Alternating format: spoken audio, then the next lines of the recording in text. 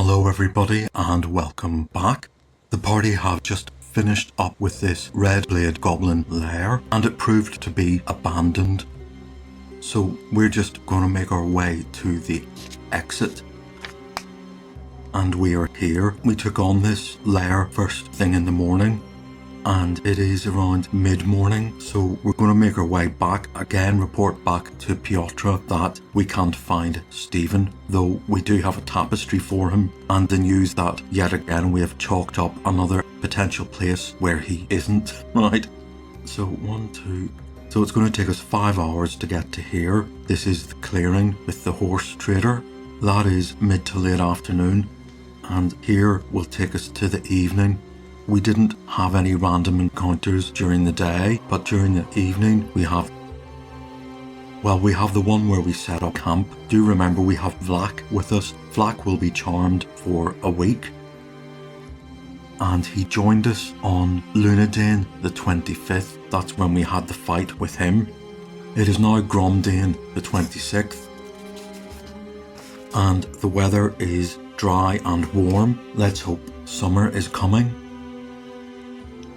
So as we set up camp here, we are met with 2 mountain lions.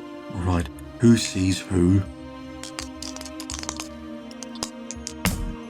Right, they have surprise on us. What is their reaction? That is uncertain. Right, so unbeknownst to us, 2 mountain lions are perched half behind a rock, looking at us suspiciously, judging whether or not we're good enough to eat. That is 7. That is negotiate. Right, well that's them talking to each other. Still contemplating. And 11, friendly. Okay, so we don't even get to see those 2 mountain lions. They're leading their own life, watching us and deciding that maybe we're one hill they don't want to die on, even for their dinner. So while we make camp during the middle of the night, we have another encounter. And let's see who keeps watch. Whoever happens to be on watch will be lucky enough to have Vlak with them. And that is Liz and Donard. Okay, right, they seem to keep watch together quite a bit, and Vlak is there as chaperone. Right, not that I'm saying anything or implying anything.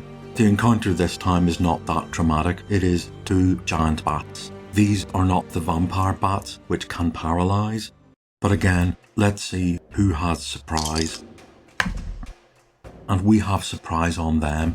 Now we're not going to run away because we've set up camp and everybody else is asleep. So I think, in case these are vampire bats, Liz is going to take a pot shot at them. And she fails to hit. Okay. Right, let's do round number 1. And we get initiative. Liz is going to try that again. And she misses again. I'm not going to give short range bonus. Donard is going to take out his sling. And he misses, so that means next round he's going to have to change weapon. It's their turn, so let's see what reaction they have to that. And that is 9, possibly friendly. Right, okay, I don't think they're going to be friendly. We'll take that as in they don't want to fight. 11 is friendly. They laugh at our pathetic attempts to hit them, and whatever bat signalling for losers is, they chirp that at us and fly off, utterly unconcerned at our pathetic attempts. Now the morning is going to come. We have good news again because Sylvia has leveled up. She's crept over the level 4 mark. This is a good level up for her. She will get another 2nd level spell. Her Thaco and her saving throws will all drop by 2, and she will also later on at some time get a chance to train in weapons skill. So yes, this is a big one. However, now let me do a quick sum. If I do 4d6. Okay, now Sylvia has 14 hit points and the average of 4d6 is 14.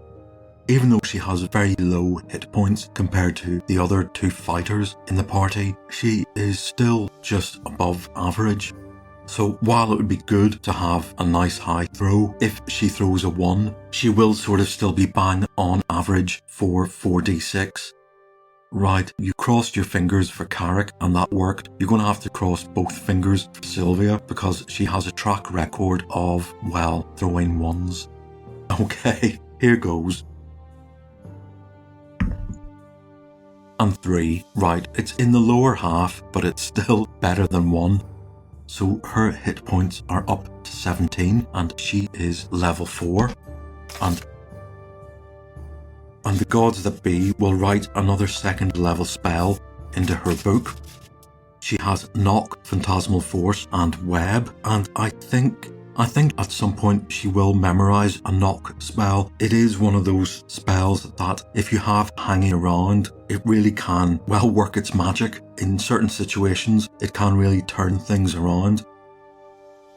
And I'm going to make her second level spell Invisibility, and that is a very powerful spell, and it's about time Sylvia had some powerful spells.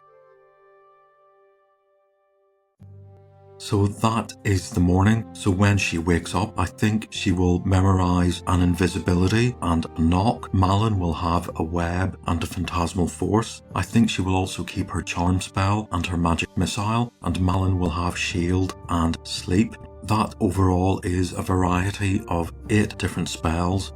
We are going to kick ass. Right, so it's up to make our way back to Cuskin, and we will do that after the morning ritual of cooking and eating. And we're going to hand over Vlak to Cuskin, and well, I think it's going to be an eye for an eye, and they can get some sort of frontier restorative justice from that. Distasteful as it might be, because he is charmed and our friend, this is the law of the frontier. So back in a minute. So the party have woken up on Thamont the 27th to a rather fine day, clear, dry, warm, with a wind, with a gale actually. Okay, right.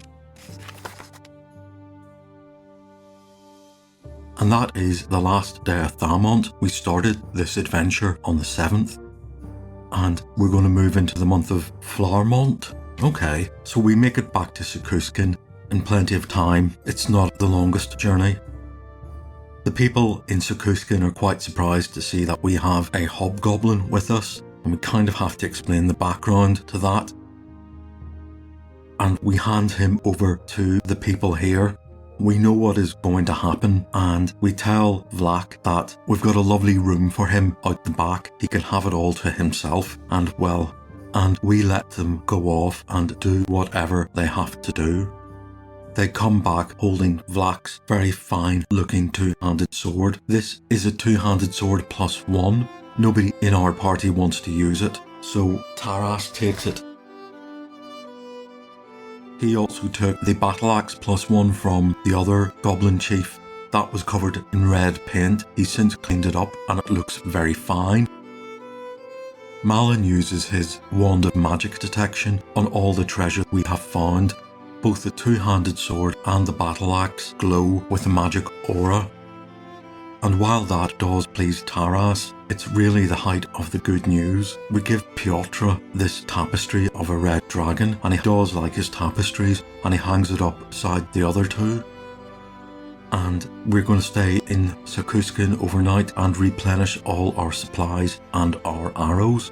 And we will set off on Moldane, the 1st of Flowermont. And the weather is not looking good. It's moderately cloudy, it's raining, it's cool, and there is a wind. Oh well, what can you do? And Liz just grumbles with a hey ho, another day of getting wet. I have already planned the journey to the gold mine. This gold mine is part of this mountain range, it's unlikely that we will get lost. We can see these mountains from, well, leagues away. So we are going to set off first thing in the morning, and we're going to take the most direct route possible, which is over this flat land. We're going at a walking speed for a riding horse of about 3 miles per hour, and the middle of the day takes us to here. Right. And here we have an encounter. Now the encounter I rolled up was 5 ravens. I have decided that ravens are good animals and they just fly overhead. Out of curiosity, I will do a reaction roll, but this reaction roll doesn't mean anything.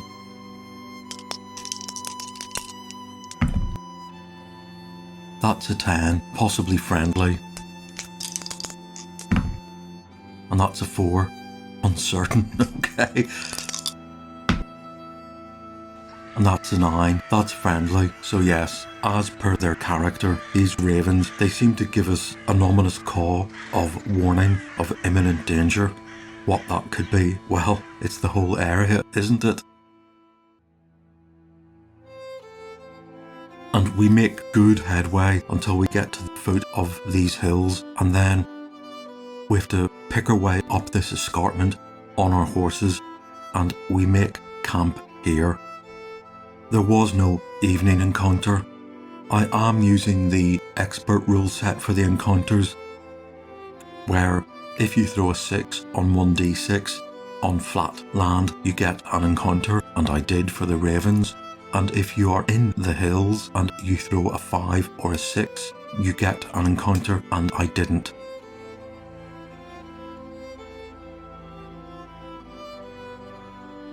So we're going to bed down for the night. People keep watch, the night passes peacefully, and everybody wakes up on Night Dane, the 2nd of Flowermont.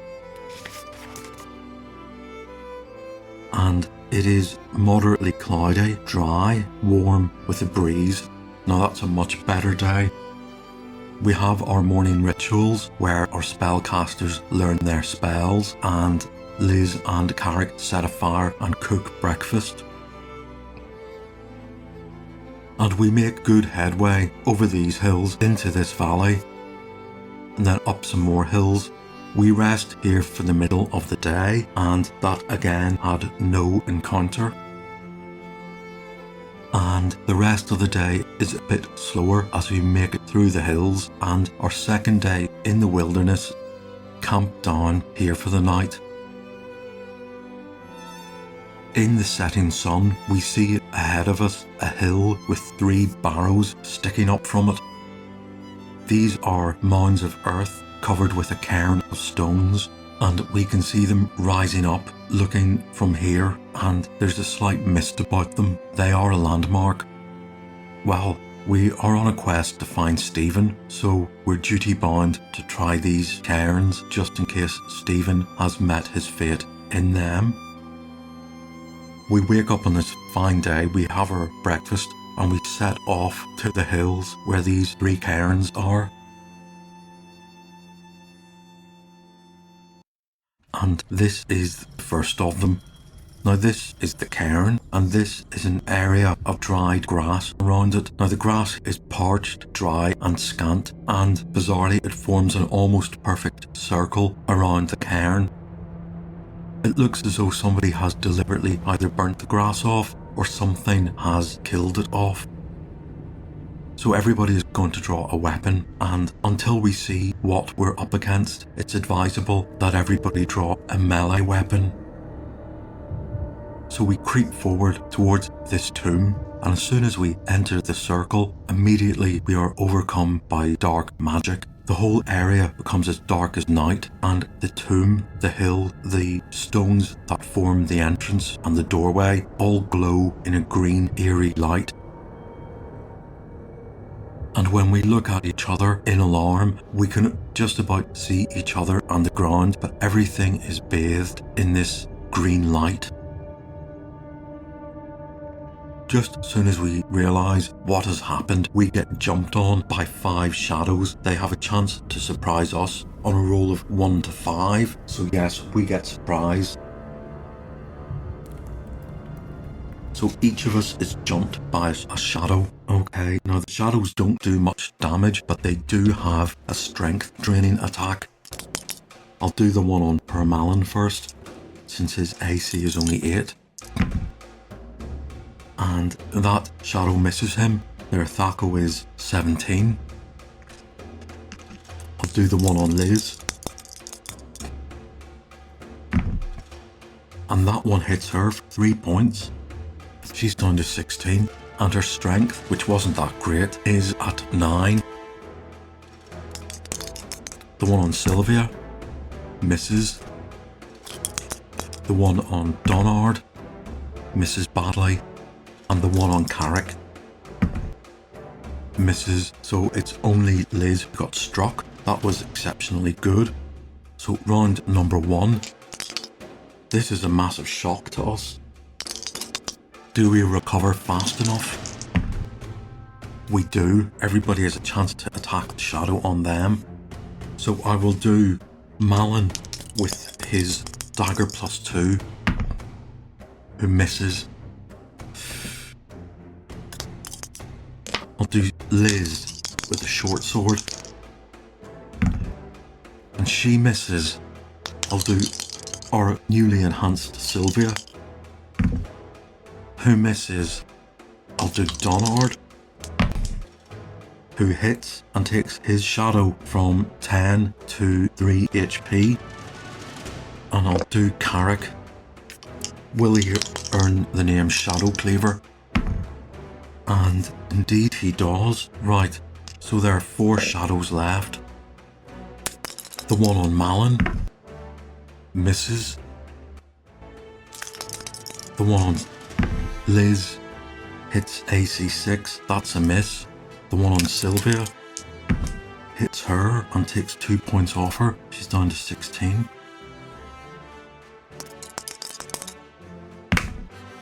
The one on Donard hits AC -1 and takes a strength point off him. He's down to 30. That means he loses +1 to hit and damage. And the one on Carrick is dead. Round number 2. And they get initiative, and they get a chance to do all that again. The one on Malin finally hits him and takes 4 points off him. He's down to 7. He cries out in alarm. The one on Liz misses her. The one on Sylvia hits for 4 points. She's down to 12. And the one on Donard misses. Right, our go. Malin has to defend himself. And he does. And he does 5 points of damage. Liz can attack the one that's on her. And she does very well. She does 7 points of damage. And the one that is on her is on 3. Now, I'm going to double check Sylvia's strength. Right, Sylvia, she loses 1 to hit and damage. She misses anyway. And Donard is on the one that's on him. And he hits. Yes, that's still enough to hit. His Thaco was 14 at the minute. And he kills the one that's on him.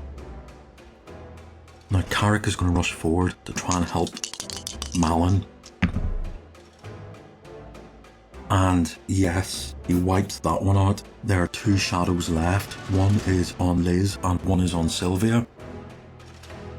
Round number 3. And we get initiative. Let's see if Carrick can spin around and help Sylvia. Yes, he does.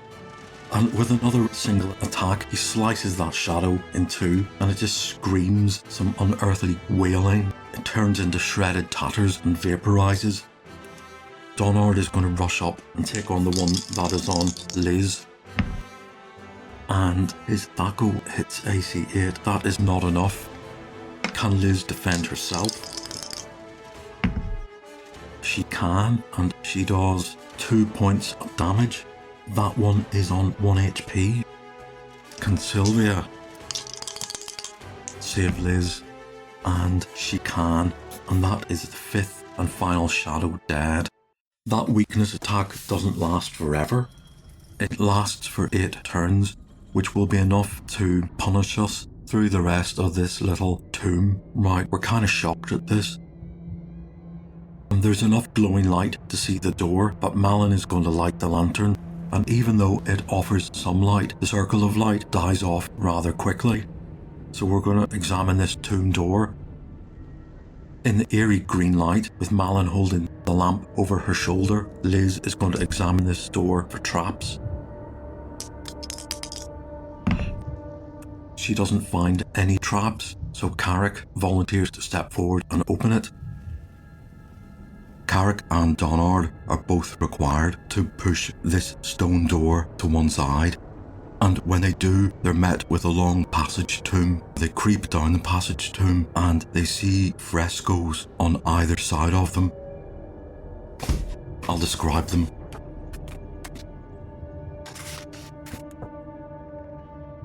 Inside the portal, a tunnel slopes downwards into the darkness. On either side, frescoes of ancient priests in jackal-headed masks stare out from the walls. Although the passage is icy cold, it is not this which chills you to the marrow, but the feeling of impending doom which hangs in the air. Well, given how green and eerie the outside was, well, we should kind of expect it. But Malin is holding the lamp up, and we're examining these frescoes as we creep forward, looking for traps. One of them has a hole where an eye should be, and he jumps back because a rather large centipede crawls out of the eye, and he knocks at the fresco with his staff, and it sounds hollow. There is something behind them. I'm going to roll 10 dice. There are 10 frescoes, and if I roll an odd number, the party will try to smash through that fresco out of curiosity to see what is behind it. So I'll do green for the top row, orange for the bottom row. Let's do the first set. Okay, they both decide to hit those two. And those, okay. They ignore these ones.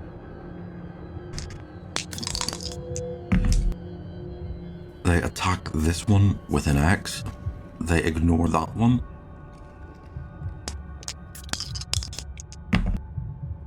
And they ignore that one and open that one. There's only room for Donard with his warhammer and Carrick to keep guard to smash through this first fresco. And they find nothing behind it but the rotting corpse of, well, somebody who's dressed in garb, and that corpse has a rotting mask on it which resembles a jackal, much like the person in the fresco. And the same happens to this one here, and this one here, and this one here. They just smash through these frescoes and they find a desiccated skeleton behind each of them. They get to these two, and well, they decide to ignore it. For some reason, they don't decide to ignore this one. Maybe just out of curiosity, Donard swings his warhammer at it. It doesn't take much for the plaster to fall away, and I'm going to roll for surprise. And we get surprise, because just as soon as enough plaster has fallen away, behind this is a corpse, and its eyes open, and it lunges for Donard. Now, Donard has got surprise on it. This is a ghoul, and in fact, it is a super ghoul. It's level 5. It needs to be turned at the same level as a wraith. So Donard immediately, on his surprise roll, picks up his holy symbol and says, "Be gone." And he fails to turn it, much to his surprise. Carrick is in position to take a swipe at it. Yes, and he does 14 damage. round number 1. This ghoul lunges forward at Donard, and it gets initiative. I'll do its attacks first. It has 3 attacks. It has 2 claw attacks and a bite, and all of them can do paralysis. They both miss.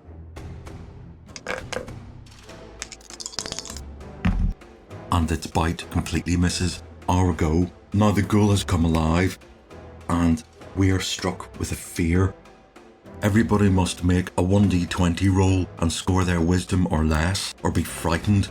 And the fear gives you -2 to hit and -1 to damage.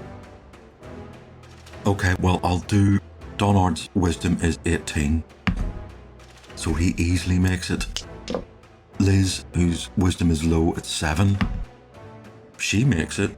Carrick throws an 8. I believe he makes it. Yes, his wisdom is at 11. Sylvia, her wisdom is 14. She makes it. And Malin, who's not in the fight anyway, fails. So Malin is struck with fear. He's not going to be fighting anyway, and neither is Liz, because there isn't enough room for 3 people to surround this ghoul. After all of that, it's our turn to fight it. Right, so Donard takes a strike at it. It has AC 5, and he hits, and he does 9 damage. We've done amazing damage on 2 hits. It's from 13 to 4. Sylvia. Yep. Hits and kills this super ghoul. We'll loot it for treasure later, because there is a door at the end. Right, we're going to get our breath back after that attack. Liz is going to check this end door for traps. She doesn't find anything. Carrick taps around it with his staff. He is going to also check for any construction anomalies. He doesn't find anything, so he uses the end of his staff to push this stone door open.